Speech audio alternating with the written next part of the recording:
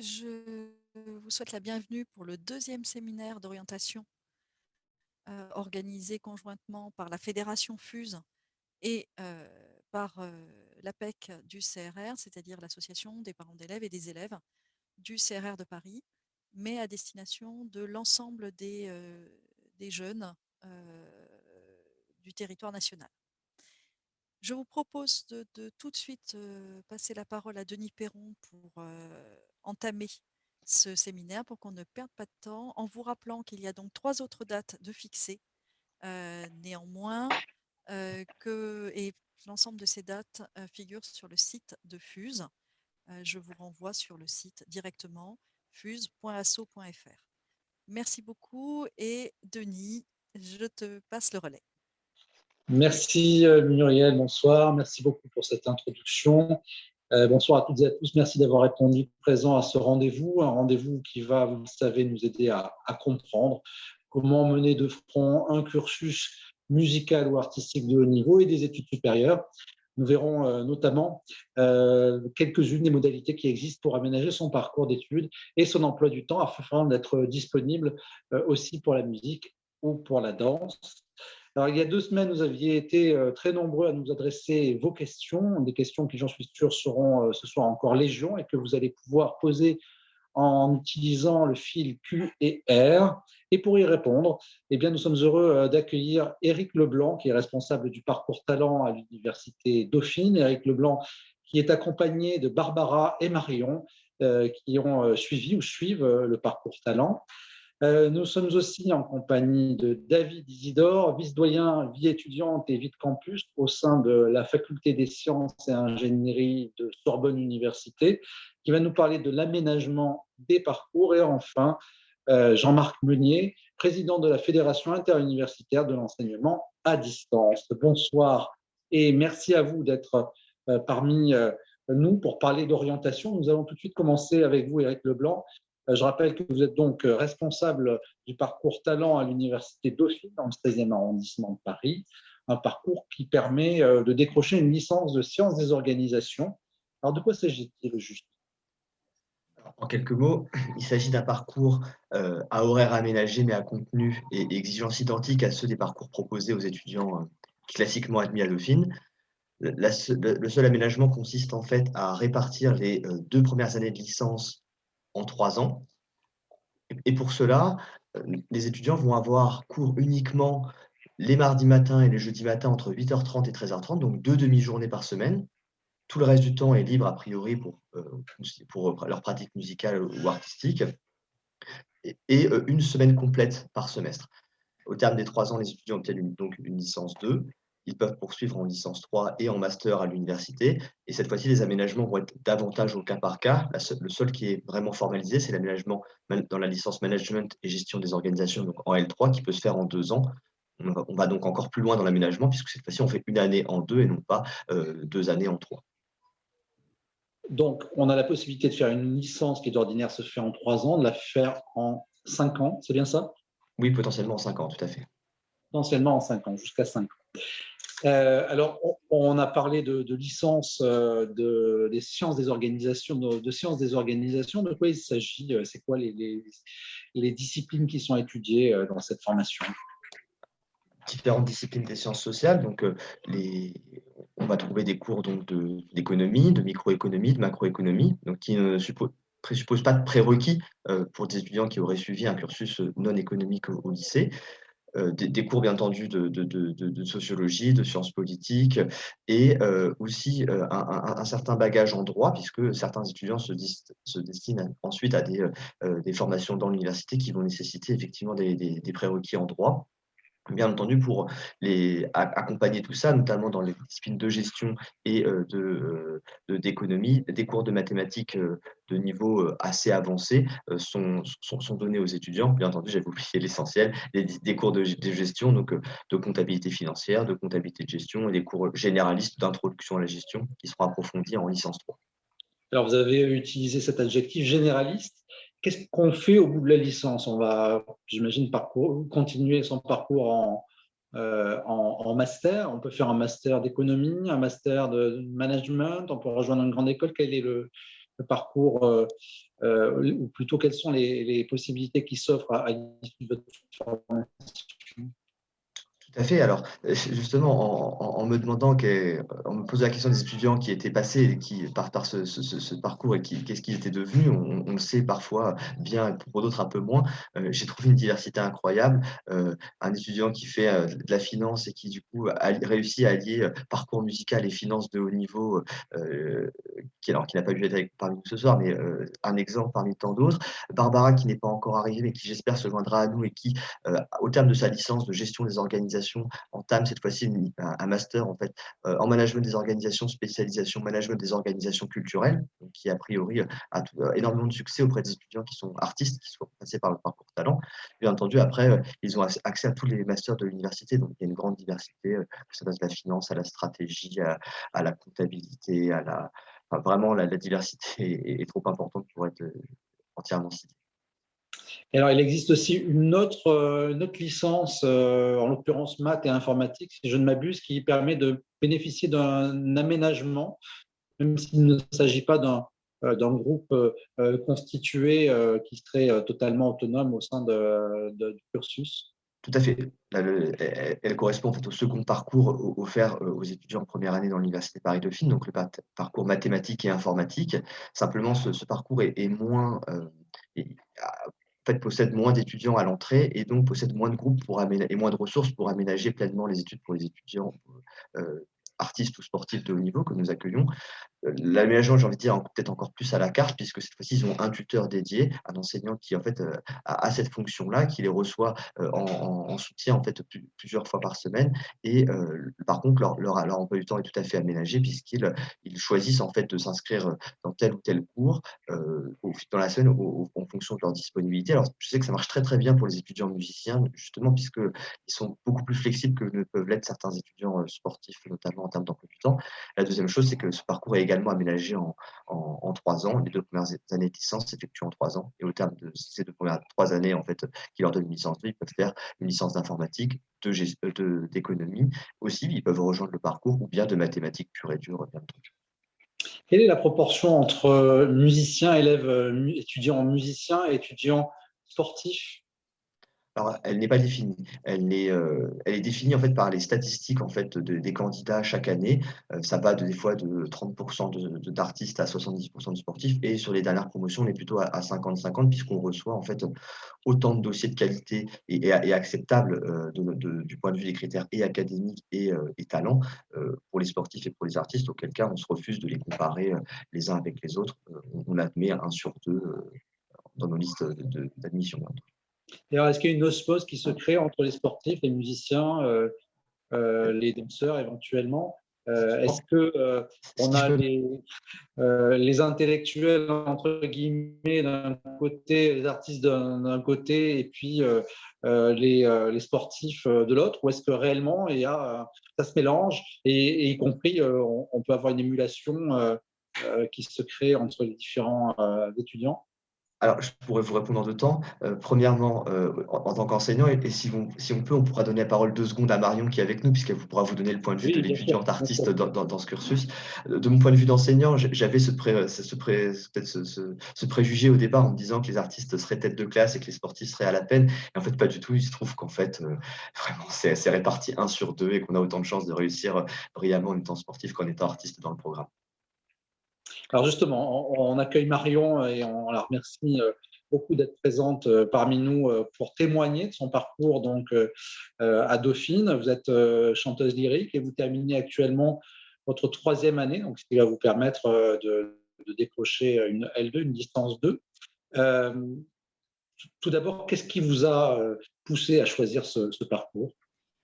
Oui, tout à fait. Je vous remercie déjà pour m'avoir conviée à cette conférence. Ça me fait toujours plaisir de parler de ce parcours. En fait, moi, en terminale, je savais que je voudrais devenir chanteuse lyrique, je voudrais en faire ma profession. Mais c'est toujours un petit peu compliqué, surtout dans le chant lyrique où, on va dire, ça met un peu du temps.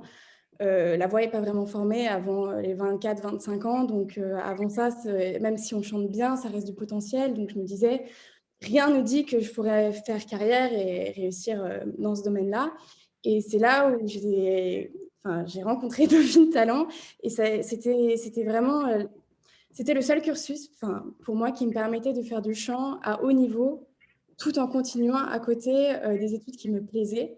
Le côté justement pluridisciplinaire m'intéressait énormément parce que je n'avais pas encore trop d'idées à part le chant de ce que je voulais faire. Et justement, Dauphine Talent, ça me permettait de garder un cursus très généraliste, d'avoir beaucoup de possibilités à côté si jamais en chant, ça ne marchait pas, et tout en ayant tout le temps disponible pour le chant. Alors, c'est très compliqué Alors justement, quand vous parlez du temps, pardonnez-moi, je vous coupe, mais quand vous parlez du temps disponible, on pourrait presque se dire, avec 2 demi-journées de cours à l'université par semaine, on peut presque oublier la fac. Et est-ce qu'on arrive, qu'est-ce qu'il faut pour pouvoir réussir dans un parcours comme celui-ci? Est-ce qu'il faut de la discipline, de l'organisation, de la motivation?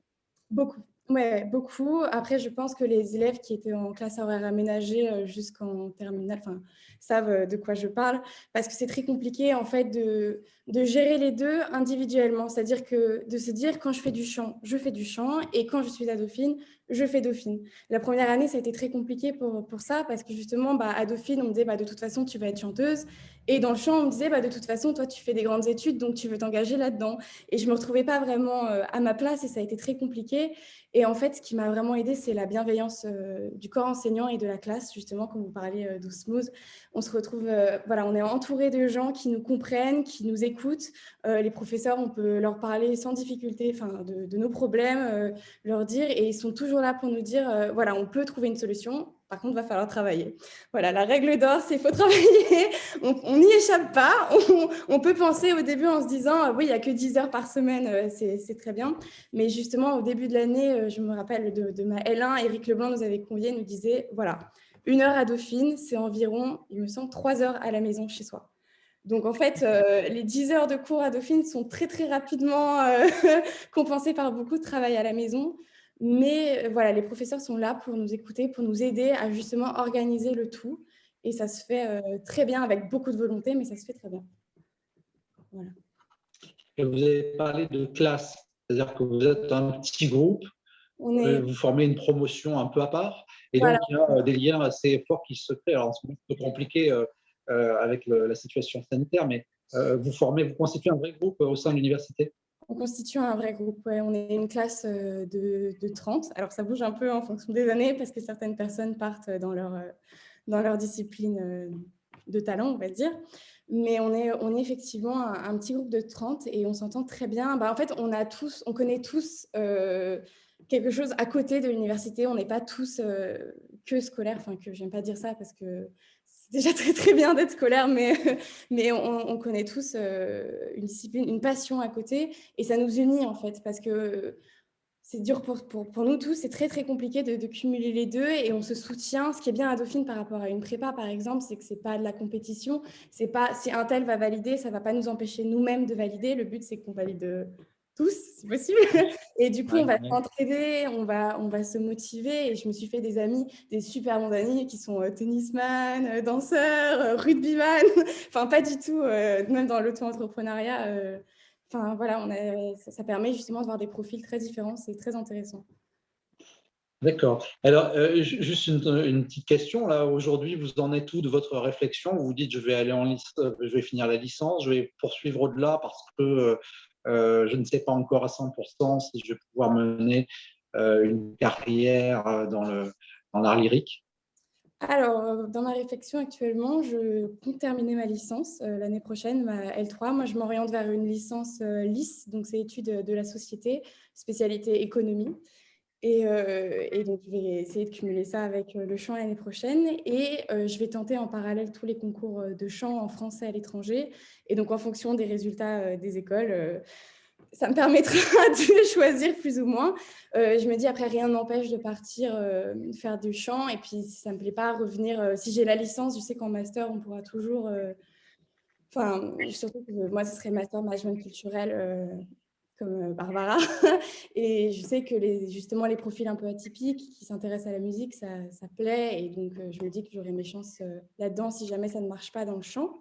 Mais c'est un vrai plus parce que du coup, je me retrouve avec beaucoup d'amis qui ne font que du chant et c'est tout à leur honneur. Et en fait, quand elles présentent les écoles, si elles n'ont rien, elles n'ont rien. Et c'est très, très dur parce que du coup, voilà, c'est tout ou rien. C'est vraiment, soit elles font carrière, soit c'est fini. Et moi, c'est vrai que côté me dire, mon plan B, c'est Dauphine, en management culturel, qui plus est, qui est vraiment un master qui m'intéresse particulièrement, c'est vraiment Qui est en lien avec votre pratique. Donc, voilà, qui est en qui est lien un prolongement de votre pratique. Alors, nous avons une première question d'internaute qui nous demande, pour intégrer les parcours, faut-il suivre un cursus général de terminale, dominante Matéco par exemple, ou bien cela est-il possible avec des parcours STMD? Donc, c'est une question évidemment qui s'adresse à vous, Éric Leblanc. Comment est-ce quelles sont les formations, les cursus, les parcours qui préparent le mieux pour intégrer votre parcours talent? Alors, bien entendu, les ex-bacs généraux vont donner a priori la préparation peut-être la plus immédiate pour intégrer sereinement Dauphine. En effet, l'idée, c'est que le programme, les exigences, les examens, tout va être, le diplôme va être le même au terme des 3-5 ans, le temps que ça prendra à l'étudiant ou étudiante d'y arriver.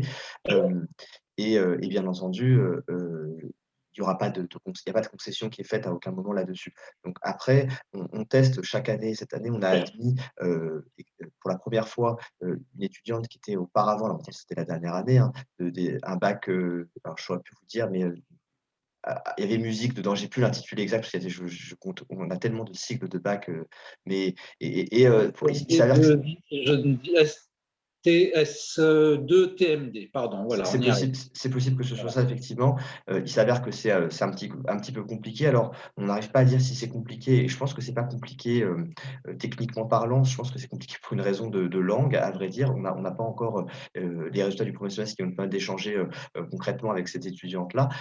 Voilà et dans tous les cas, ce qu'il faut se dire, c'est qu'on admet que des étudiants dont on est sûr qu'ils vont pouvoir réussir. Vraiment, à aucun moment on va souhaiter en fait, déstabiliser avec un échec, alors pas forcément un échec, mais en tout cas un ralentissement peut-être scolaire, un étudiant ou une étudiante qui pourrait en plus se retrouver déstabilisé dans l'exercice de son art ou de sa pratique musicale, bien entendu.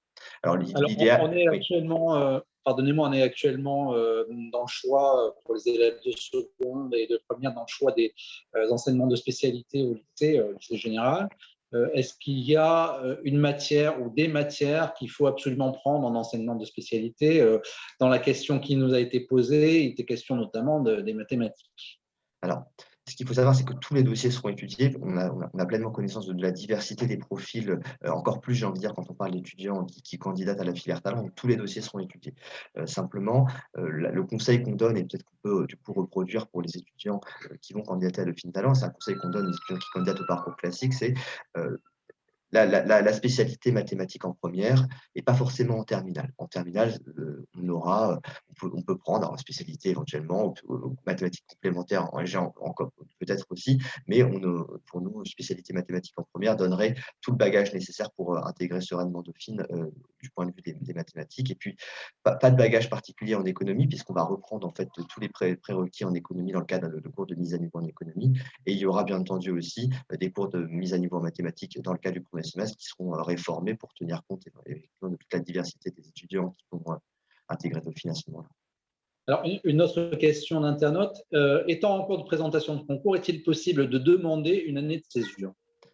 Alors, c'est une très bonne question et pour vous donner un peu une représentation de la flexibilité dont on fait preuve chaque année, le cas de figure s'est posé au début de l'année dernière. J'étais en vacances, on était parce que Parcoursup a fermé le 20 juillet ou aux alentours. 2 étudiants m'appellent, qui venaient nouvellement d'être admis. Ils comptaient préparer le CNSM, alors je ne sais plus dans quelle discipline, il y avait un violoncelliste, je m'en souviens, pour cette année. L'une était basée aux Pays-Bas, l'autre était basée dans le sud de la France et ils souhaitaient en fait effectivement différer leur admission, ce qui est en fait autorisé dans le cadre de Parcoursup. On leur a simplement proposé une alternative, c'était de dire, il y a des cours qui se valident très bien à distance, des cours dont les amphis sont filmés, qui passent par QCM, dont l'examen passe par QCM, et que vous pouvez très bien suivre à distance. Ce qu'on vous conseille, c'est, il y en a 2-3 comme ça dans chaque semestre, ne vous éloignez pas complètement de Dauphine. Validez ces cours à distance, vous aurez accès à des enseignants pour vous aider si vous voulez, et validez ces cours-là, vous serez soulagé pour l'année suivante. Ensuite, vous reprendrez votre première année comme vous l'avez fait. Ça ne comptera pas comme un redoublement, ça comptera tout simplement comme un nouvel aménagement, non pas les 2 premières années en 3, mais en 4, tout simplement. D'accord. Alors là, on parle de sélection et d'aménagement, mais quel est le taux de sélectivité dans votre formation? Alors, on s'inscrit sur Parcoursup, j'imagine, et puis j'imagine que vous recevez énormément de dossiers. Combien il en reste au bout du bout? Alors, s'il y a une autosélection très forte déjà à Dauphine que Parcoursup a permis en partie de lever, et on s'en réjouit l'année dernière, il y a une autosélection quand même relativement forte dans le cas des dossiers talents. On a reçu l'an dernier environ 350 dossiers talents, dont environ 200 étaient pleinement acceptables du point de vue des critères académiques et talents, et on en a classé 100. Pour à la fin une promotion de 32 étudiants, et ça fait exactement. Alors, bien entendu, sportifs, entrepreneurs pour lesquels 1 ou 2 places sont éventuellement disponibles, et artistes, danseurs, musiciens inclus, et aussi des comédiens. C'est pour vous donner une idée du chiffre qui représente le mieux la sélectivité peut-être, c'est qu'on est descendu au 46e rang sur notre liste d'attente l'an dernier. Donc ça fait 46 personnes qui étaient potentiellement admises, 32 ont accepté sur 200 dont le dossier était recevable. D'accord, donc une forte sélectivité. Sur les notes qu'il faudrait avoir, la moyenne, le rang dans la classe, enfin, est-ce qu'on peut donner quelques petites indications? Je ne sais pas, je suis de lycée La Fontaine, j'ai 15 de moyenne. Est-ce que c'est suffisant pour rejoindre votre parcours ou pas? Ça va être très difficile puisque ça va être pondéré selon les spécialités qu'auront choisi les étudiants, et on est en pleine réflexion justement dans les différentes commissions à ce propos. C'est aussi pondéré en fonction du lycée sur la base de la réussite passée des étudiants de ce lycée-là dans Dauphine, mais les étudiants du lycée La Fontaine réussissent globalement très bien dans Dauphine ensuite. Et c'est également, et bien entendu, c'est difficile de dire parce qu'on n'a pas on n'a pas de on compare différemment un dossier talent et un dossier classique. Autrement dit, on intègre dans notre sélection, bien entendu, le fait qu'un étudiant de talent a potentiellement passé 10, 15 heures, 20 heures à la pratique de son talent durant ses années de première, seconde, terminale, et que ça vaut probablement au moins 2 points de moyenne par rapport à des étudiants du parcours classique en moins. Ça, on en a pleinement conscience. Donc, D'accord. Alors, une question un peu qui est un corollaire et qui nous est posée aussi par un internaute. Quel niveau artistique faut-il avoir pour être admis dans le parcours talent? Parce qu'effectivement, on évoque le niveau scolaire, mais est-ce qu'il faut avoir atteint un certain seuil pour pouvoir prétendre à quelqu'un qui ferait euh, un peu de musique tout en souhaitant faire des études, j'imagine, ne serait pas pris dans bien sûr, votre... le nombre de places étant limité, en fait, on cherche à réserver ces places-là aux étudiants qui vont avoir le plus besoin de ces aménagements. Alors, on espère ne pas se tromper dans notre sélection. Alors, comment est-ce qu'on procède? Donc, effectivement, les 2 critères sont mis sur le même plan, c'est-à-dire qu'un étudiant ne pourrait être admis que s'il remplit simultanément les critères d'exigence académique et des talents. Alors, pour les artistes, comment ça fonctionne? On a ni mes collègues ni moi la compétence pour évaluer la qualité des dossiers qui nous sont donnés. Simplement, on transmet toutes les informations que l'étudiant renseigne sur Parcoursup concernant leur cursus musical à un membre du CNSMDP qui, en fait, nous émet un avis favorable, très favorable, sans réserve à propos des candidatures. Et de ce que je vois, c'est que les étudiants qui sont en 3e cycle ou titulaires d'un 3e cycle arrivent en fait à d'études musicales sont classés comme étant des étudiants pour lesquels il serait favorable en fait à l'admission. Alors, je ne sais pas si Barbara nous a rejoint. Alors, je Est-ce que regarde. Malheureusement, non. Barbara est parmi nous? Peut-être pas encore. Si elle nous rejoint d'ici à la fin de cette conférence, on prendra évidemment son témoignage avec grand plaisir. Peut-être une dernière question pour l'instant qui vous est adressée, Eric Leblanc. Quand on parle de Dauphine, c'est une université qui n'est peut-être pas tout à fait comme les autres, une université qui a le statut de grand établissement, comme Sciences Po, et qui peut sélectionner, fixer librement les frais de scolarité et bénéficier peut-être aussi d'une plus grande latitude en matière pédagogique. C'est un peu tout ça, Dauphine? Alors, c'est tout à fait ça, Dauphine. Alors, je vais reprendre sur le point peut-être le plus négatif, sur les frais de scolarité. Le montant maximum, sachant qu'il faudra avoir un revenu fiscal de référence très élevé, des frais de scolarité annuels est de 2 300 €. Et en moyenne, les frais de scolarité sont de 500 € avec un pourcentage important d'élèves boursiers qui sont exonérés. Donc ça reste tout à fait modeste à mon sens. Oui, par comparaison, c'est à peu près de 190 € une licence dans une université classique. Mais on sait que des écoles de commerce, ça peut aller jusqu'à 8 000 € même pour les écoles post-bac. Voilà. C'est le même tarif. C'est le même tarif pour le parcours talent que pour n'importe quel autre parcours de licence de Dauphine. Alors, concernant la spécificité de Dauphine, effectivement, elle tient en fait à l'aménagement, enfin à l'organisation des études. Il y a très peu de cours en amphi. La majorité des cours se déroulent en petits groupes, comme le groupe du parcours talent, avec une trentaine d'étudiants. Et l'enseignant en fait n'est pas chargé de TD. Il n'y a pas de dissociation entre le responsable d'amphi et les TD, les chargés de TD. Il est chargé de cours et donc mène le cours et les exercices et les TD à sa façon, en ayant la pleine responsabilité de toutes les heures de cours, ce qui donne finalement un contact plus facile et puis peut-être une organisation plus proche de ce qu'ont connu les étudiants au lycée et ce qu'ils auraient pu connaître éventuellement en prépa. Éventuellement. Merci beaucoup, Éric Leblanc. Merci à Marion aussi d'avoir témoigné. Je vous propose éventuellement de rester avec nous aussi, Marion, parce que peut-être qu'il y aura des questions qui vous seront adressées ultérieurement. Je me tourne à présent vers David Isidore, vice-doyen, vie étudiante en plus au sein de la faculté des sciences et d'ingénierie de Sorbonne Université. Alors chez vous aussi, sur le campus de Jussieu, les étudiants qui pratiquent un sport ou un art à très haut niveau peuvent bénéficier d'un aménagement de leur cursus, mais il faut préciser que cela ne constitue pas un parcours en soi, mais que ça concerne finalement toutes les licences de sciences. Oui, exactement. Merci Denis. Donc par rapport à ce qu'a pu dire Eric pour Leblanc pour l'université de Dauphine, on est directement dans le cas par cas. Donc l'organisation des études fait qu'on ne peut pas regrouper l'ensemble des artistes et des sportifs dans une filière, mais on part de leur projet, de leurs contraintes d'emploi du temps, et on procède aux aménagements au cas par cas en fonction de la formation qu'ils souhaitent suivre.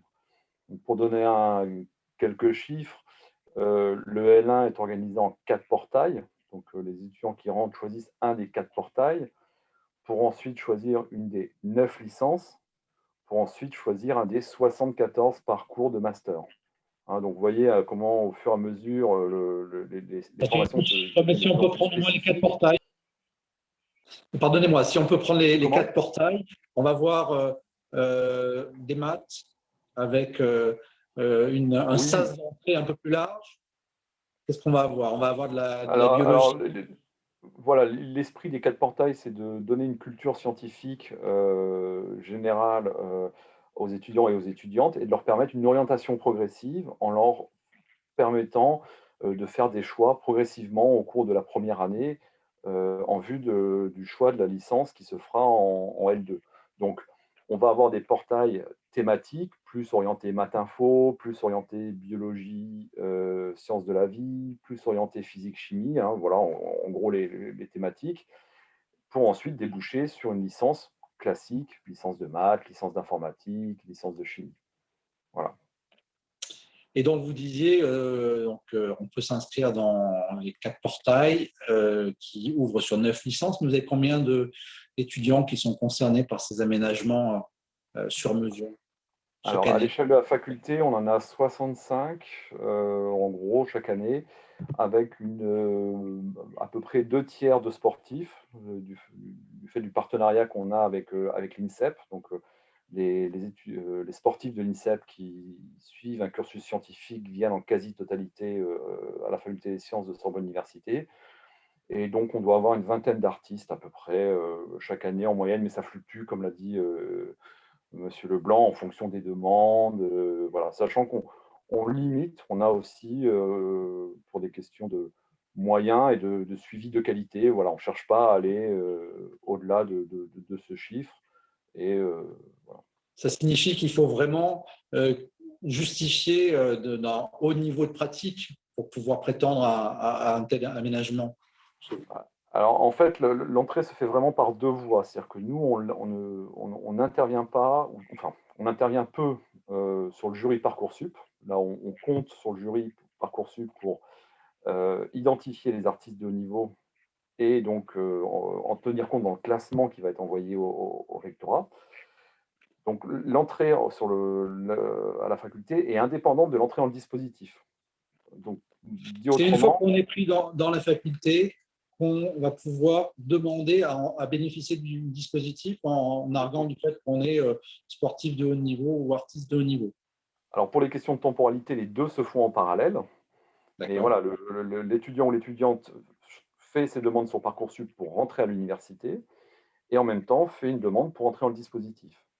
Et alors, Alors, ça arrive de manière, c'est extrêmement rare, mais on pourrait avoir le cas où l'université dit oui, vous avez le niveau pour venir au niveau scolaire, vous pouvez venir faire des études chez nous, mais que nous, au niveau du dispositif, on dit bah non, donc on dit non, au niveau artistique, le niveau ne justifie pas d'intégrer le dispositif. auquel cas, la personne pourrait suivre une licence normalement avec une vingtaine d'heures de cours par semaine et peut-être continuer malgré tout à pratiquer à un haut niveau, même si c'est difficile. Oui, alors c'est plus déjà, alors les heures, c'est plus 30, plus une trentaine 30. d'heures, hein, mais ça arrive rarement, quoi. Généralement, pour répondre à la question en termes de niveau, alors nous, on avait une approche différente, mais qui va évoluer. Je pense qu'on va se rapprocher de ce que font les collègues de Dauphine. Nous, on se basait sur la structure d'appartenance. Donc, on avait mis en place, c'était automatique pour tous les artistes qui venaient du Conservatoire national. Là, on ne se posait pas la question du niveau artistique. Et, et après, ceux qui étaient en CRR faisaient un dossier qui était soumis à une personnalité extérieure du monde d'un conservatoire régional aussi, qui, sur le même principe qu'à Dauphine, nous renvoyait des avis favorables, neutres ou sans question. Mais on risque de Alors, se rapprocher de ce que fait Dauphine avec les histoires de cycle. Voilà. je vous propose qu'on prenne une question tout de suite d'un internaute qui nous demande est-ce qu'on peut intégrer ce cursus en cours de licence? Oui, oui, oui, on l'intègre à chaque semestre en fait. C'est-à-dire qu'on peut, pour diverses raisons, des questions de place, dire à un étudiant ou une étudiante en septembre, là, à la rentrée, ce n'est pas possible. Mais tous les semestres, en fonction des arrivées et des départs, on peut intégrer voilà, quelqu'un qui aurait par exemple passé un concours et qui intégrerait un nouveau cycle de formation artistique peut intégrer le dispositif, bien sûr. Euh, Quels sont les… Alors, on candidate sur Parcoursup, on fait une double candidature comme vous l'avez expliqué. Quelles, quelles sont les chances qu'on a d'être sélectionné chez vous? Parce que on sait que Paris 6, enfin, l'ancienne Paris 6 est une université, l'une des meilleures universités en sciences en France, et on sait qu'elle a été classée régulièrement au classement de Shanghai qui donne la liste des 500 meilleures universités. Donc, j'imagine que c'est très demandé. On a en effet une énorme pression de mémoire. C'est en gros 24 000 ou 27 000 demandes pour 1 500 places. C'est ça à peu près la pression. Euh, on a une pression aussi, une restriction géographique qui fait que à 97 ou 95%, j'ai plus le chiffre exact, nos étudiants et nos étudiantes viennent d'un lycée francilien d'Île-de-France. Donc, et ça, là-dessus, on a très peu la main pour modifier ça. Ça signifie que les candidats qui sont issus d'un lycée francilien sont prioritaires d'une certaine manière, puisque Oui, Parcoursup a prévu de donner une priorité géographique pour éviter qu'on ait des croisements qui s'effectuent dans tous les sens. Voilà. Et donc, ça bénéficie aux franciliens, là, pour le coup. exactement. Donc, c'est déjà, être francilien, c'est déjà une première étape. Et après, au niveau du jury Parcoursup, alors bon, il y a le nouveau bac cette année, donc comme l'a dit Monsieur Leblanc, les jurys sont en train de travailler parce qu'au niveau des combinaisons, on doit remettre les choses à plat. Mais en gros, les autres années, un 13 de moyenne, 13-14 dans les matières scientifiques, donnait un dossier qui allait être appelé à un moment ou à un autre de la procédure. Avec une nuance par rapport, on ne tient pas compte des lycées. il n'y a pas de prise en compte du lycée dans le choix. Donc 13-14, dans les matières scientifiques, ça passait. Ça peut passer. D'accord. Et sur les débouchés, alors évidemment, toutes les licences et tous les masters, puisque 90% de vos étudiants continuent en master, voire en doctorat, tous n'ont pas les mêmes débouchés, mais on sait il y a quand même un taux d'employabilité qui est assez important, notamment à l'issue du master. Est-ce que vous pourriez en dire quelques mots? Oui, en effet, donc c'est bien de le souligner. Quand on rentre dans les études scientifiques, c'est pour, enfin en tout cas à la faculté des sciences et ingénierie de Sorbonne Université, c'est pour 5 ans, hein. On part sur un master et derrière, oui, on est dans des disciplines aujourd'hui plutôt qu'on le voit en poupe. Donc tout ce qui est mathématiques, informatique sont extrêmement demandés, mais les autres disciplines en ingénierie, en biologie, sciences de la vie, voilà, on a un très bon taux d'insertion à 3 mois en CDI sur des postes de cadre. Donc là-dessus, Alors, je reviens un petit peu en arrière avec une nouvelle question d'internaute. Faut-il spécifier le statut artiste de haut niveau dans Parcoursup pour en bénéficier?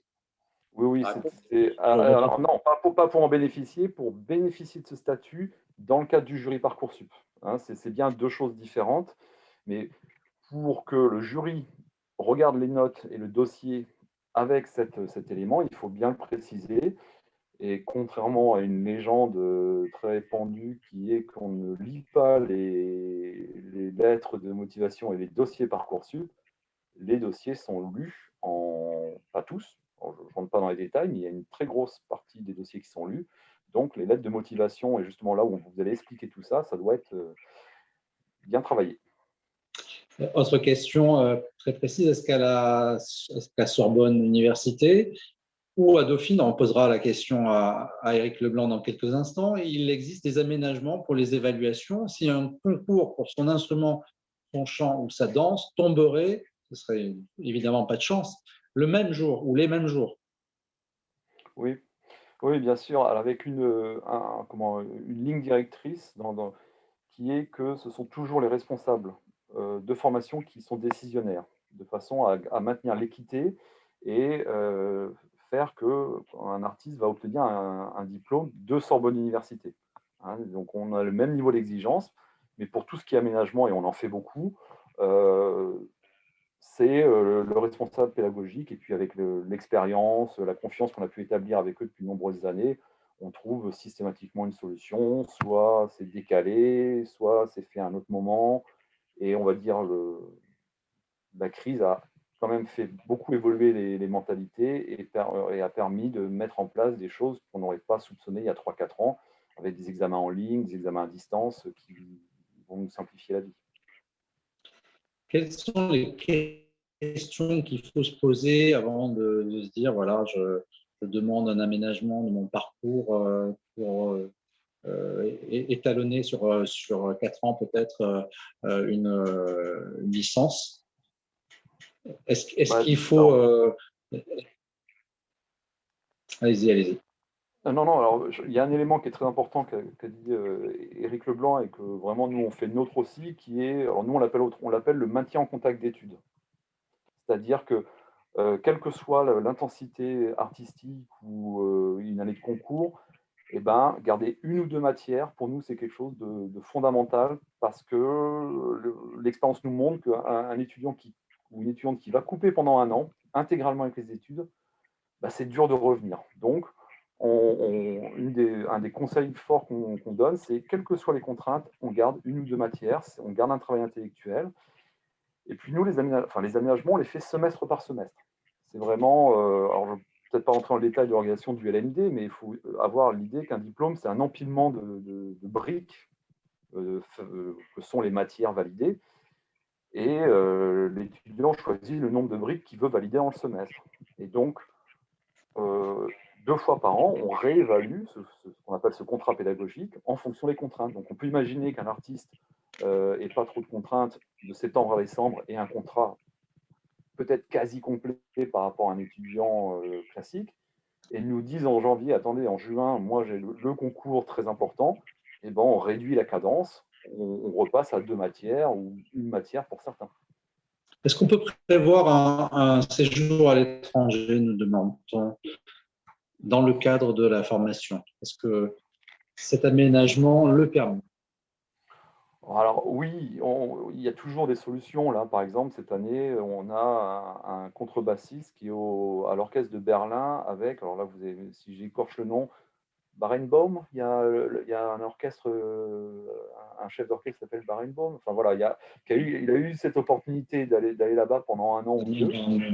Daniel Barenboim, voilà, avec l'orchestre de réconciliation. Enfin, il y avait un truc. Enfin, excusez-moi, je n'ai pas tous les éléments. Voilà, on a pu mettre en place des enseignements à distance, parce qu'une grande partie de nos licences se décline à distance. Et donc, voilà, il suit sa L2 de Berlin pour le temps de son contrat avec cet orchestre. Avec une nuance. Alors là, en l'occurrence, il s'agit d'un séjour de mobilité lié à sa pratique artistique. Est-ce qu'il peut aussi y avoir une mobilité académique, une mobilité universitaire dans le cadre du programme Erasmus, par exemple? Là, je dirais que les contraintes risquent de plus être du côté artistique. Mais si du côté artistique, il n'y a pas de difficulté, nous, il n'y a pas de difficulté pour que l'étudiant aille faire une mobilité. Est-ce que tous vos étudiants qui choisissent ces aménagements vont jusqu'au bout du parcours, ou est-ce que certains vous lâchent en cours de route parce que voilà, ils savent à l'instant T que ce sera la musique ou le sport et rien d'autre? Alors, c'est une très bonne question et ça fait vraiment écho à ce qu'a dit Marion et Hébert tout à l'heure. On voit qu'il y a des projets de maturation et pour tout vous dire, pour être très transparent, les premières années, on avait un taux d'abandon plus élevé chez les artistes que chez les sportifs. Alors que les clichés habituels nous auraient plutôt laissé sous-entendre que c'était les artistes qui réussissaient mieux que les sportifs. Le temps qu'on analyse un petit peu tout ça, on s'est rendu compte que les artistes, contrairement aux sportifs, avaient des réelles perspectives de carrière professionnelle, avaient vraiment la possibilité de s'engager dans une activité qui allait les occuper toute leur vie. Donc on s'est rendu compte que notre dispositif n'était pas là forcément pour concilier études et sport, et pratique artistique pour aller jusqu'à un diplôme, mais c'était la possibilité de maintenir deux hypothèses au-delà du lycée. Et laisser le temps de faire un choix. Exact, et de faire un choix en connaissance de cause. C'est ça qui est très important. C'est-à-dire que l'étudiant va s'engager dans une licence de maths, et puis finalement, non, ça marche très bien au niveau musique. Voilà, on finit ses études au conservatoire, on signe dans un orchestre pro. Bon, voilà, le choix s'est fait en connaissance de cause. Et voilà, de temps en temps, on a aussi des artistes qui, pour X raisons, finalement, on fait le tour de la question, arrivent en master et se disent, non, je bascule intégralement sur mes études. Éric Leblanc, on a beaucoup de recul. Merci beaucoup, David Isidore. Éric Leblanc, est-ce que c'est une question, une situation à laquelle vous êtes aussi confronté dans le cadre du parcours talent de Dauphine? Effectivement, les étudiants en fait, de talent réussissent aussi bien que les autres. En fait. C'est-à-dire que si tout se passe bien, en fait, ils n'ont pas de taux d'échec supérieur aux autres, contrairement à ce qu'on pourrait penser, d'ailleurs qu'ils soient sportifs ou artistes. Simplement, effectivement, les abandons sont liés en fait à un moment, le talent. Moi, je vois toujours ça, qu'ils soient sportifs ou artistes, comme un gaz, en fait, un gaz qui va remplir leur vie parce que c'est une passion et ils ont une relation super passionnée avec leur talent et que Dauphine ou n'importe quelle autre formation, en fait, de ce point de vue-là, constitue un garde-fou. Et puis que quand ce talent doit prendre en fait, toute la place qu'il doit prendre dans leur existence parce qu'ils vont faire leur carrière professionnelle, à ce moment-là, j'ai envie de dire, nous, on est là pour laisser partir la fusée, que l'oiseau prenne son envol et que on a joué notre rôle en fait et ça marche aussi bien pour des envols comme ça et on est tout à fait ravis de les accompagner. Ou aussi, on joue aussi notre rôle d'amortisseur de chute quand on parle par exemple de sportifs qui se blessent ou éventuellement d'artistes dont les espoirs sont déçus parce qu'ils n'atteignent pas les conservatoires nationaux et qu'ils se rendent compte que de toute façon, peut-être que l'enthousiasme qu'ils avaient à 18 ans n'est pas celui qu'ils ont toujours à 20 ans et qu'ils souhaitent reléguer leur pratique au rang de passion ou de loisir et plus de lui donner toute l'intensité qu'ils ont pu lui donner par le passé. Alors, vous avez commencé à y répondre un peu par anticipation. On nous demande pour Dauphine et pour Sorbonne Université, avez-vous des résultats qui pourraient inciter d'autres facultés à offrir finalement la même possibilité de concilier un parcours universitaire et un parcours artistique?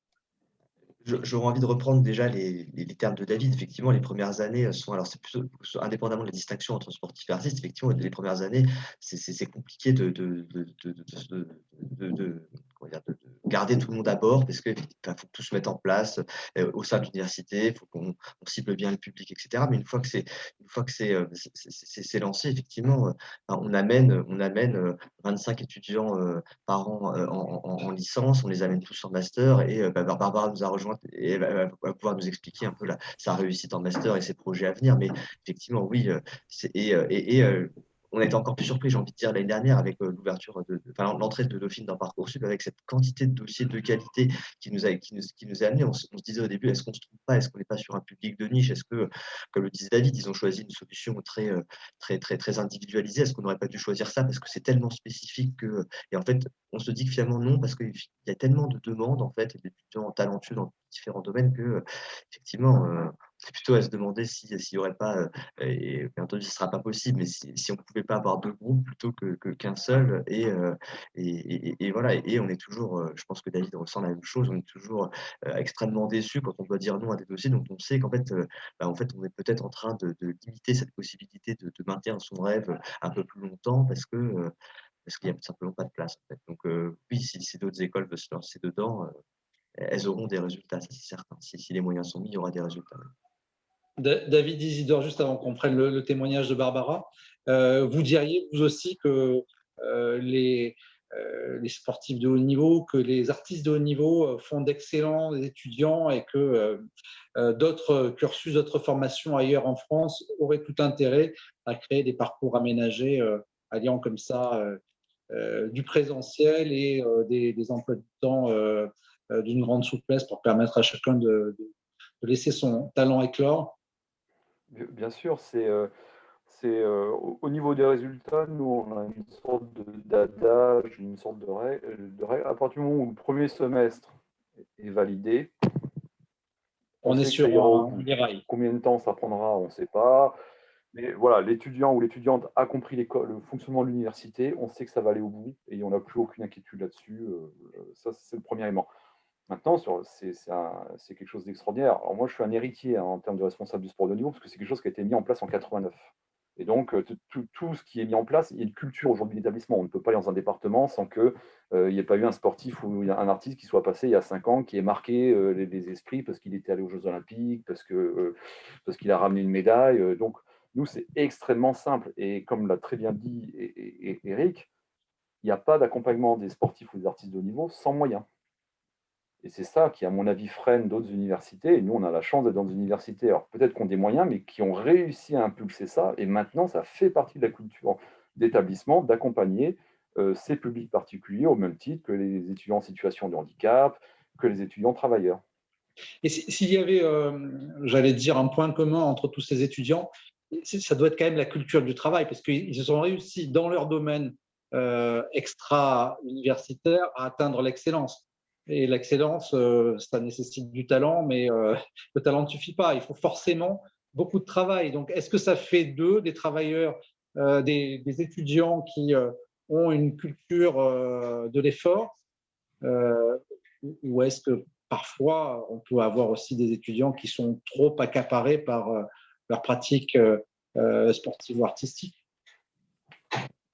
Pour nous, c'est du on-off. C'est la règle du premier semestre. C'est-à-dire qu'à partir du moment où le premier semestre est passé, on sait que c'est des bosseurs et des bosseuses, on sait que c'est des étudiants et étudiantes qui sont surorganisés, qui sont dans l'anticipation aussi, parce qu'ils vont s'organiser en vue d'un concours, en vue des jeux, et en vue des stages, des compétitions à l'étranger, des déplacements. Donc voilà, c'est du on-off.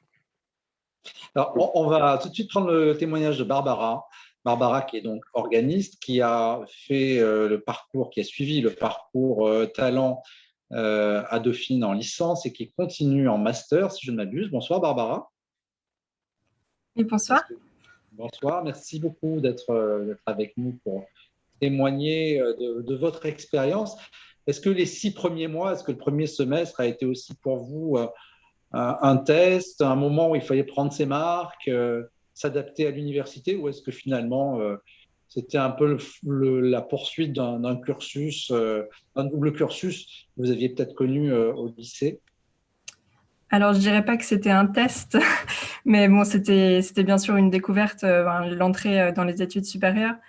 Après, c'était plus une continuité parce qu'au lycée, moi, j'avais pas bénéficié d'horaires aménagés. J'avais fait les classes CHAM jusqu'au collège, mais l'aménagement n'était plus possible dans mon lycée, sauf à rejoindre un bac TMD. Mais moi, je voulais poursuivre en études générales. J'ai fait un bac S. Donc voilà, je suis arrivée à Dauphine dans le parcours talent. Donc déjà, on avait été sélectionnés. Donc je pense pas que voilà, j'ai vécu particulièrement le premier semestre comme un semestre test, puisque je savais que j'étais engagée pour un parcours plus long des 3 ans aménagé parcours talent. Et une question que je posais tout à l'heure à Marion, qui donc suit le parcours talent, est-ce qu'il faut être capable de s'organiser, puisque vous n'avez que 2 demi-journées, vous n'aviez que 2 demi-journées de cours par semaine, ça ne fait pas beaucoup et il faut arriver à se mobiliser pour travailler régulièrement les cours de la fac. Alors oui, forcément, ça demande une organisation de gérer sa pratique, donc dans mon cas, la pratique artistique avec l'université. Après, je pense que tous les élèves qui sont déjà habitués à un double cursus, que ce soit artistique ou sportif, sont déjà très tôt, dès l'enfance, habitués à gérer 2 parcours en même temps. Donc oui, ça demande plus d'autonomie, mais je ne pense pas que ça en demande plus que de suivre un autre parcours. Et donc, aujourd'hui, vous avez fait votre licence en 4 ans. Vous êtes en master dans quel domaine? Alors, j'ai fait ma licence de gestion parce qu'après le parcours talent, donc on a le choix à Dauphine de poursuivre soit en licence de gestion, en licence de droit, mais ça, c'est si on a suivi une option particulière, sinon licence d'économie ou sciences sociales également. Donc, moi, j'ai fait une licence de gestion. Après, j'ai fait une année de césure entre la licence et le master afin de me consacrer. Je crois, non? Pardon? Ah non. Vous êtes parti en Allemagne notamment. Vous aviez des projets en Allemagne. Oui, ça c'était j'ai eu un prix d'une association franco-allemande qui m'a amené à faire un concert en Allemagne, mais c'était pas dans le cadre de cette césure. Donc, vous avez fait une césure qui vous a permis d'approfondir la pratique musicale, Voilà, j'imagine. c'est ça. Et ensuite, là, je suis cette année en master de management et organisation, donc toujours à Dauphine. Et en fait, quand on est élève dauphinois, quand on postule en master, on postule déjà pour sa mention de 2e année de master. Donc moi, je vais me spécialiser dans le management des organisations culturelles. Donc toujours voilà, dans un domaine familier. Et donc, vous avez, si je vous pose la question comme ça de manière un peu abrupte, entre musique et études et management, vous avez déjà choisi ou pas? Non, justement. J'ai pas choisi dans le sens où j'ai la possibilité de continuer les 2 à haut niveau. Donc pour l'instant, le choix ne s'impose pas, je dirais. Et de toute manière, le M2 que j'ai choisi est relié au monde culturel, donc c'est pas totalement séparé, les 2 Bien formations. entendu. Et alors, vous disiez, quand on est étudiant dauphinois, est-ce que vous diriez qu'il y a une forte culture d'appartenance et peut-être un fort réseau, un grand réseau d'alumni, d'anciens étudiants qui permet de se sentir voilà, qu'on vient de cette université, que peut-être on va continuer à travailler dans sa vie professionnelle avec des gens qui sont passés par là parce qu'on fait confiance, on a la même expérience, on a la même culture? Alors tout d'abord, pour un peu situer les choses, moi, quand je suis arrivée à Dauphine, je connaissais pas du tout cette université, je connaissais pas d'anciens étudiants. Donc je suis arrivée dans le parcours talent qui est vraiment, moi j'y suis arrivée, c'était la 2e promotion, donc c'était vraiment tout neuf. Donc je suis arrivée voilà, dans un petit cocon parce qu'on est quand même, on va dire, chouchoutés. On a vraiment une très bonne assistance pardon, de l'université. Si on a un quelconque problème, on peut directement s'adresser à notre responsable de parcours. Donc on est un peu à part parce qu'on est toujours Donc, nos 2 demi-journées de cours sont que notre classe de 30.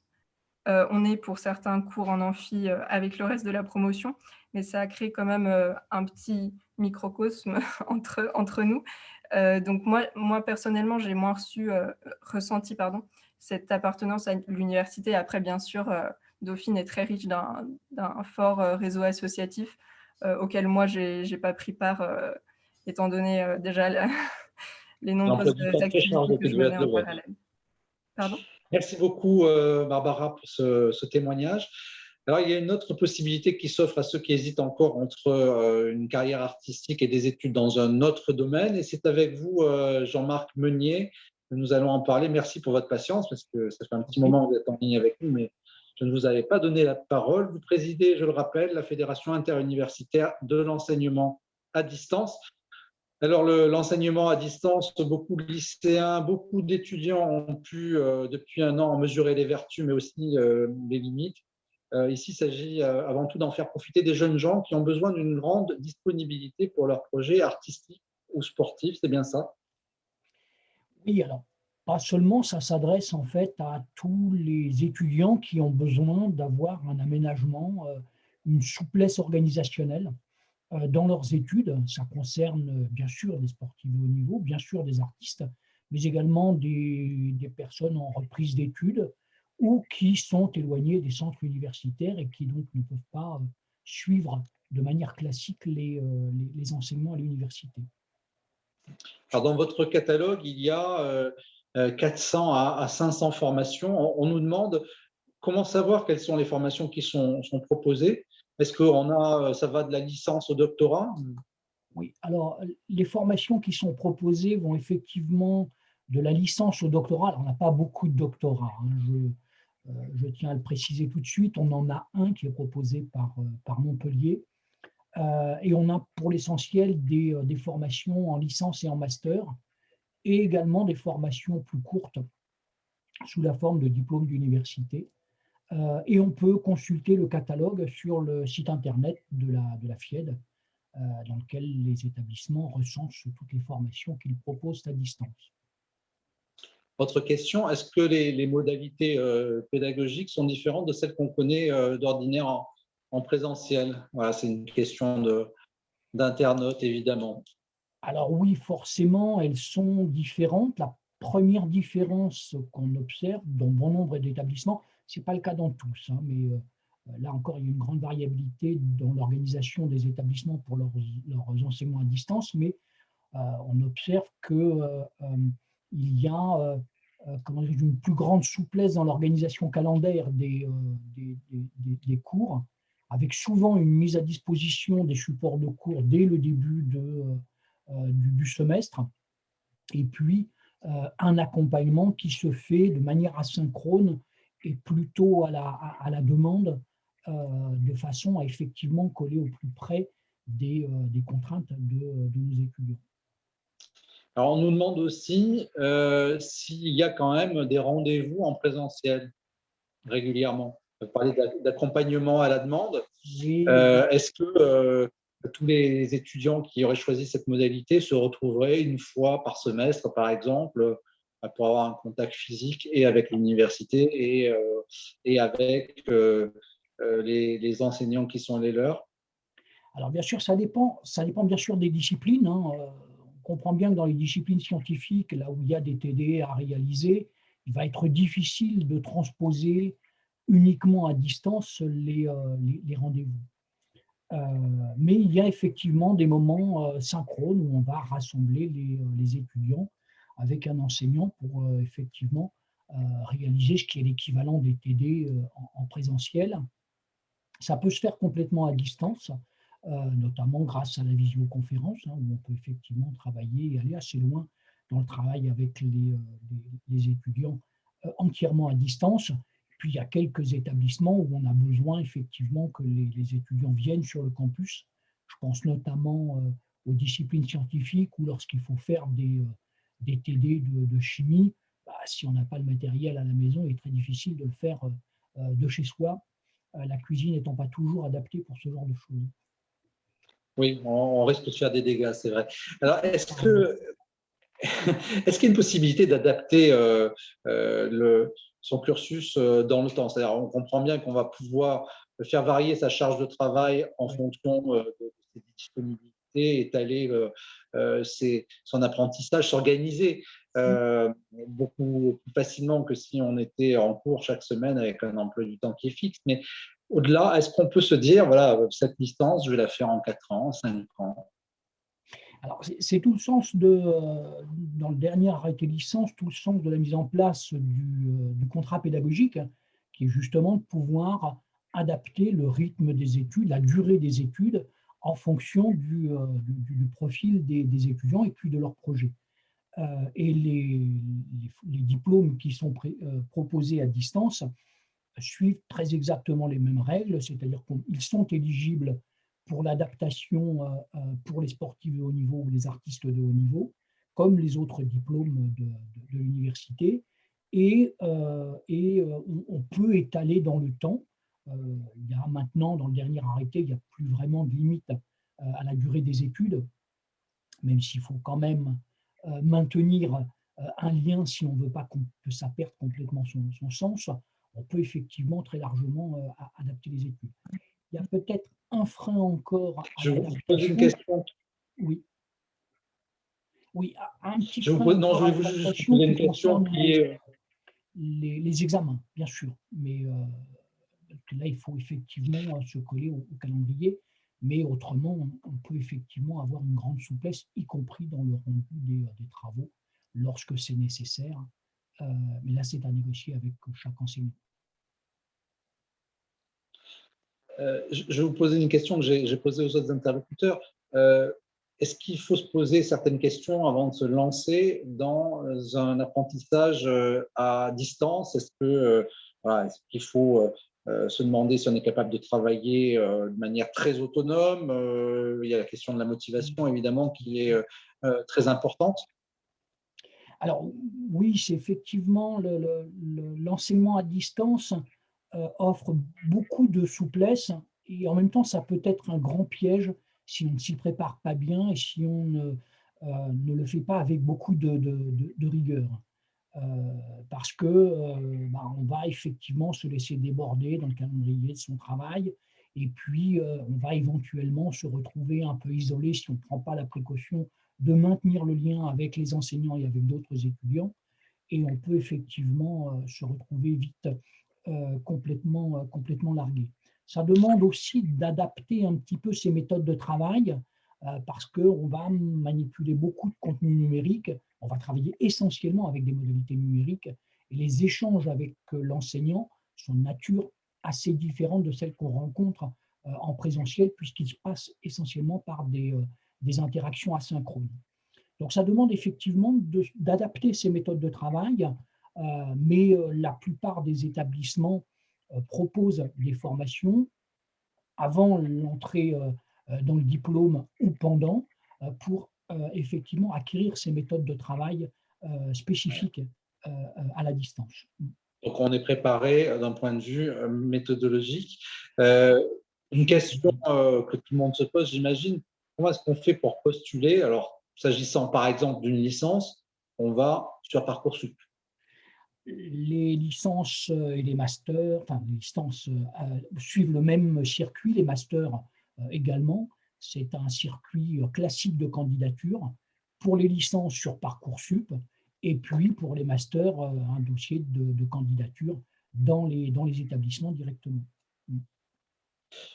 Alors, une question qui nous est posée, je ne suis pas sûr que ce soit à vous qu'elle s'adresse, mais on nous demande quels sont les domaines proposés. Y a-t-il autre chose que les matières scientifiques?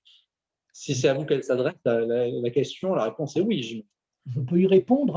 À distance, on trouve tous les domaines représentés et on peut faire des études tant en sciences sociales, en gestion, dans des domaines scientifiques. Tous les domaines sont effectivement représentés. Après, voilà, on peut laisser effectivement mes collègues réagir sur les domaines qu'ils proposent. Je propose juste qu'on qu'on referme le chapitre autour de l'enseignement à distance en disant que ce sont quand même 50 000 étudiants qui, chaque année, Au étudient. sein de la fédération, ouais, la trentaine d'établissements qui adhèrent à la fédération, on totalise environ 50 000, un peu plus de 50 000 étudiants. Ce qui représente déjà l'équivalent d'une université de taille très conséquente. De bonne taille déjà, oui. Ouais, ouais. Bon, alors, merci beaucoup à vous, Monsieur Meunier, pour ces explications. Vous aurez sans doute aussi quelques questions d'internautes. Voilà, on a reçu beaucoup de questions et je vais les dire peut-être dans le désordre. En tous les cas, voilà, ça s'adressera à différentes personnes, à chacun de nos intervenants. On va commencer par une question qui est destinée à Barbara. Bonjour Barbara, peut-elle nous dire dans quelle école elle poursuit ses études musicales? Alors, j'ai été dans plusieurs conservatoires depuis que je suis à Dauphine. Donc, j'ai commencé au conservatoire à rayonnement régional de Saint-Maur, dans lequel j'ai passé mon DEM. Ensuite, je suis allée me perfectionner 1 an au CRR de Versailles. Et depuis la rentrée, je suis élève au conservatoire de Clichy. D'accord. Merci beaucoup, Barbara. Une question qui s'adresse plutôt à Éric Leblanc. Est-il possible de suivre des cours de sciences politiques à Dauphine ou est-ce plutôt uniquement des sciences sociales? Alors, on a un petit peu répondu à cette question en présentant le parcours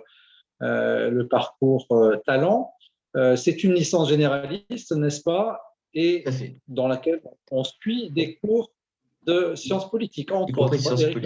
Y compris sciences politiques, qui seront un prérequis pour suivre la licence à laquelle se destine Marion, la licence en sciences sociales.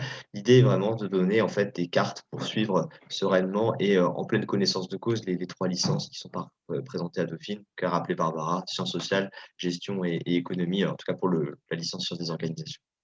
Est-ce qu'on peut imaginer bifurquer après vers un institut d'études politiques au bout de la licence? À mon grand regret, je vais signer chaque année effectivement des lettres de recommandation, y compris pour les étudiants du parcours talent qui vont chercher effectivement à candidater au master proposé par les IEP Paris ou autres, bien entendu. Après, voilà, Dauphine offre aussi une diversité de masters, une qualité de master qui peut-être n'a rien à envier à aucune autre organisation. Question pour vous, Éric Leblanc, ou pour David Isidore. Si un bon dossier n'a pas été retenu, nombre atteint en recrutement, par l'une de vos facultés, y a-t-il une communication pour informer une faculté pour étudier le dossier? Ce que je comprends par là, est-ce que si vous refusez un dossier parce que vous êtes en place et que malheureusement la personne était au-delà sur un rang inférieur, est-ce que vous recommandez cette candidature à une autre formation, voire éventuellement, est-ce que vous recommandez avec Leblanc cette candidature pour une licence en sciences des organisations, mais sans le parcours talent, sans aménagement? Je pense que je vais peut-être répondre la même chose que David, c'est que malheureusement, Parcoursup offre de ce point de vue un cadre assez strict, dans le sens où en fait on ne peut étudier que les candidatures qui ont été soumises sur Parcoursup. Et donc si un étudiant candidate à Dauphine mais n'est pas admis, en fait on ne sait pas où est-ce qu'il a candidaté par ailleurs, donc on n'a pas la possibilité éventuellement de le rediriger vers, même de manière informelle d'ailleurs, vers d'autres établissements. David Isidore sur ce point. Oui, l'autonomie des universités fait qu'on travaille de manière assez isolée. Et donc, voilà. Par contre, le point positif, et je rejoins ce qu'a dit Eric, c'est qu'on a la chance d'avoir des établissements très reconnus, dont les diplômes sont extrêmement reconnus, ce qui permet, dans le cadre d'une mobilité d'artistes ou de sportifs, d'intégrer facilement d'autres universités ou d'autres écoles. C'est aussi une dimension qui est quelque chose d'extrêmement positif pour ce public, qui est qu'en cas de mobilité, 2 premières années à Sorbonne Université, oui, on intègre sans problème une 3e année de licence de maths dans une autre université française, voire étrangère.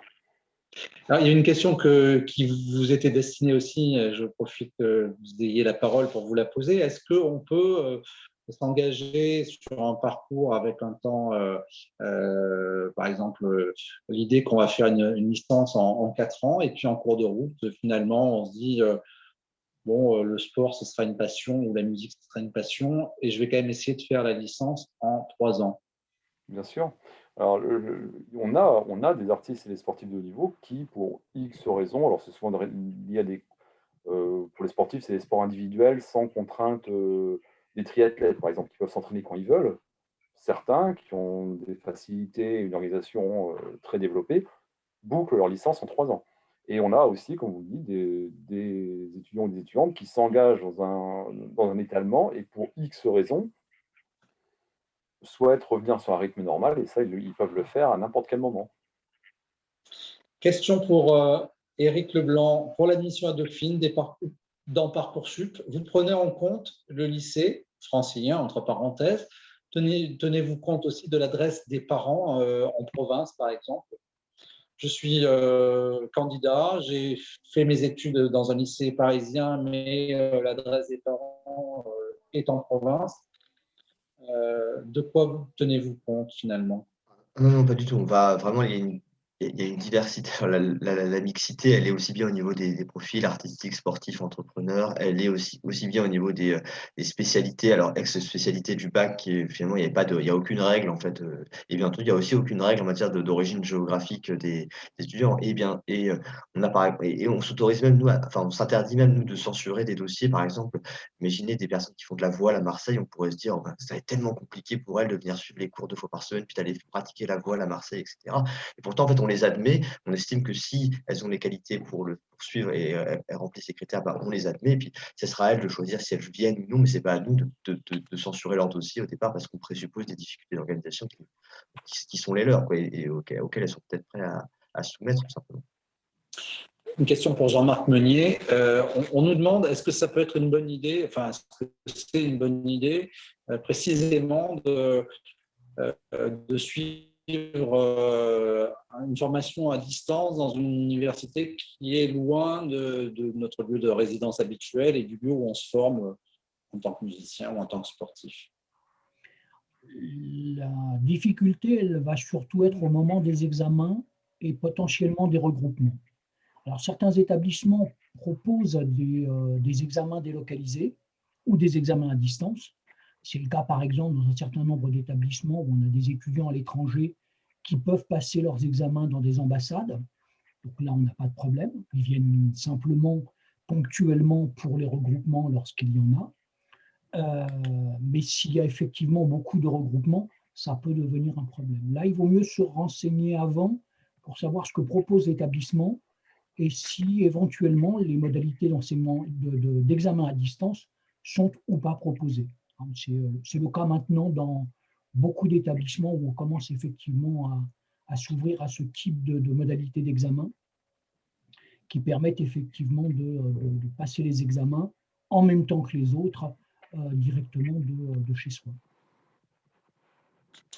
Une question pour David Isidore, même si vous êtes l'un des responsables de la faculté de sciences et d'ingénierie. On nous demande quand même, à propos de Sorbonne Université, est-ce qu'on peut suivre une licence de musicologie et bénéficier du statut d'artiste de haut niveau? Là, il faudra contacter les collègues de la faculté des lettres.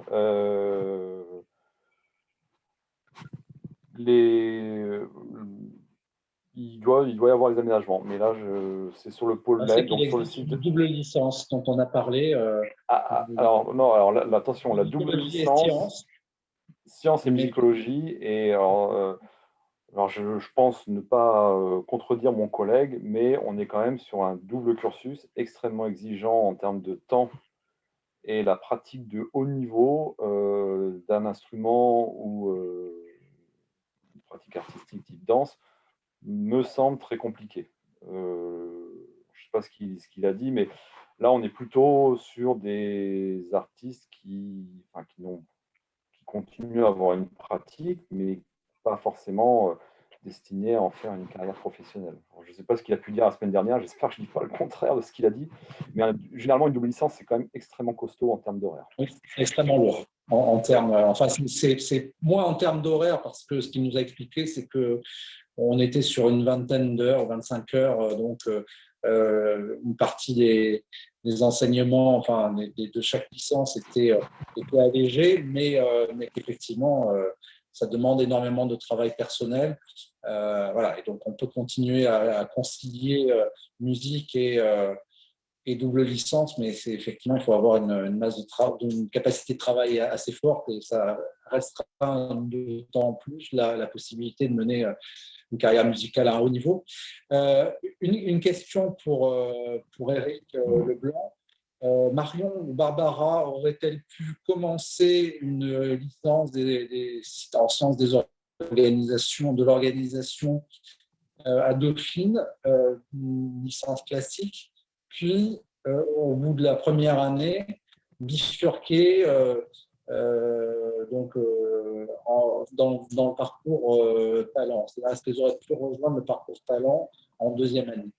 Tout à fait, on a Se toujours… rendant compte que finalement, la charge de travail était trop forte, par exemple. Premièrement, et puis surtout, en fait, au départ, c'est un problème d'information. Alors, Parcoursup a probablement bien amélioré la chose, mais on avait plein d'étudiants qui me disaient, mais je ne savais pas que ça existait, qui étaient sur liste ministérielle et qui, en fait, ne savaient pas que ça existait tout simplement. Et malheureusement, on a rempli notre promotion, on est 30 au début de l'année, on ne peut pas faire de place, on ne peut pas pousser les murs.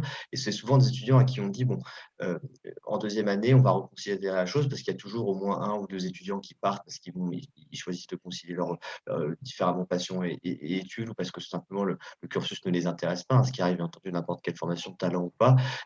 Et bien entendu, dans ces cas-là, on essaye d'admettre ces personnes-là. Alors par contre, ce qu'il faut se dire, c'est que rentrer à Dauphine en présupposant qu'on va ensuite intégrer le parcours talent est très risqué, parce que ça va être un parcours qui va être extrêmement exigeant, le parcours classique, en termes horaires, et qui sera absolument impossible de concilier pratique artistique de haut niveau et cursus normal à Dauphine. Ou alors, vraiment, on va être sur des personnes d'une organisation qui dépasse largement la mienne.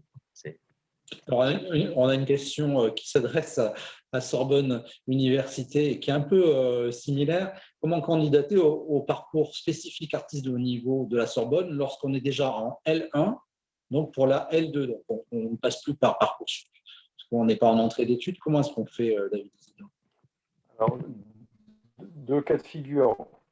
Soit l'étudiant est déjà à Sorbonne Université, il a juste à faire la demande pour intégrer en question-réponse. Soit il faut faire une demande d'intégration à l'établissement, mais là, ça passe par le département de formation, hein, donc comme n'importe quel étudiant le ferait. Et si le département dit c'est OK au niveau pédagogique, ensuite, nous, on fera une demande au niveau du dispositif. Pour résumer, il faut vraiment avoir en tête que c'est 2 choses, je ne vais pas dire complètement séparées, mais il y a l'entrée dans l'université et l'entrée dans le dispositif. Et c'est 2 procédures qui, à chaque fois, même si on communique ensemble, sont distinctes et peuvent donner des réponses différentes. Alors peut-être une dernière question, parce qu'on pourrait continuer toute la nuit, mais on ne va peut-être pas abuser davantage de nos intervenants. Est-ce qu'en L3 à Dauphine, on peut faire 1 ou 2 semestres sur le campus de Londres? Est-ce qu'il y a un stage de longue durée en L3 et est-il possible d'avoir une activité artistique intense dans cette année, durant cette 3e année? Alors, première chose, effectivement, on a des campus délocalisés, donc à Londres notamment, où il est possible d'effectuer sa licence 3. Simplement, dans ces cas-là, on ne peut plus envisager d'aménagement du parcours. Dans le cas du cursus en L3, il n'y a qu'un seul groupe à Londres, et donc ça serait très, très compliqué en fait, d'aménager les études là-bas. Mais par contre, il est tout à fait possible de candidater sur le parcours de Londres pour faire sa licence 3 au terme des 3 années qui donnent la L2 du parcours talent. Ensuite, pour la deuxième partie, pour un étudiant qui suivrait un cursus en L3, il n'y a pas de stage de longue durée. Alors, je ne sais pas ce qu'on appelle longue durée, mais ça se limitera à quelques semaines en L3, qui va souvent avoir lieu en fait, en dehors de l'année universitaire, par exemple sur le mois de mai et juin, quand les examens sont terminés. Ça ne me semble pas du tout incompatible avec la pratique artistique de haut niveau. Et ensuite, pour les étudiants qui demandent l'aménagement en L3, on peut tout à fait autoriser, en fait, plutôt qu'un rapport de stage, un rapport d'étonnement sur la pratique artistique et la conciliation entre la pratique artistique et les études, qui pourrait se substituer à ça si ça venait à empêcher la pratique artistique pendant cette période-là. Donc, bien entendu, les aménagements sont possibles de ce point de vue-là. Bien, merci beaucoup. à nos intervenants. Merci à vous d'avoir pris part à cette rencontre. Comme je le disais, il y a eu beaucoup de questions. Certaines sont encore en suspens et je propose qu'on les fasse suivre à nos intervenants de manière individuelle pour qu'ils puissent y répondre séparément. Je vous rappelle aussi que notre cycle de conférences en ligne se poursuit. Prochain rendez-vous le 2 mars à 18h30 avec pour intitulé « S'orienter vers une formation supérieure en musique ». Pensez à vous inscrire et d'ici là, je vous souhaite une excellente soirée. Au revoir. Bonne soirée à tous. Au revoir.